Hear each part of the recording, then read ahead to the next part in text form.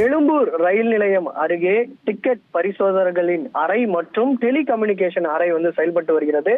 இந்த அறையில திடீரென ஏசி மின்சார கேபிள்ல திடீரென மின்சார கோளாறு காரணமாக திடீரென தீ விபத்து நிகழ்ந்ததால அங்கு சிறிது நேரம் பரபரப்பு ஏற்பட்டது. உடனடியாக அங்கு இருக்கக்கூடிய ரயில்வே அதிகாரிகள் உடனடியாக தீயணைப்பு துறைக்கு அளித்த தகவலின் பேர்ல எழும்பூர் மற்றும் வேப்பேணி தீயணைப்பு துறையினர் சம்பவ இடத்திற்கு தீ அணைக்கக்கூடிய பணியில ஈடுபட்டனர். சார், என்னோட ரெசிக்னேஷன் எதுக்கு? நானே ஜாப்ஸ் உருவாக்கி பாஸ் ஆகலாம்னு இருக்கேன். எப்படி? பாஸ் வாலா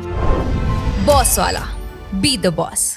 குறிப்பாக சுமார் 45 நிமிடங்களாக போராடி அந்த மின்சார கேபிள் ஏற்பட்ட தீயை அணைத்தனர். இதனால அங்க இருக்கக்கூடிய சில இந்த டெலிகம்யூனிகேஷன் அலுவலகம் என்பதால அங்கு சில பழுது ஏற்பட்டது. உடனடியாக இந்த பழுது காரணமாக எழும்பூர்ல வரக்கூடிய ரயில்களை கூற முடியாத ஒரு பிரச்சனையானது ஏற்பட்டது. மேலும் ஆன்லைன் சேவைகள் மற்றும் அதன் செயல்பாடுகள் முடங்கியுள்ளது.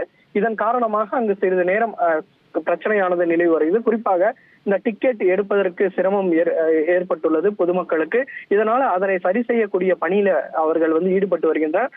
மேலும் இதுல ரயில்கள் இயக்கம் தொடர்பான எந்த விதமான பிரச்சனையும் ஏற்படவில்லை எனவும் அது உடனடியாக சரி செய்யப்பட்டு விட்டதாகவும் ரயில்வே அதிகாரிகள் தரப்புல ஒரு தகவலானது தெரிவிக்கப்பட்டுள்ளது.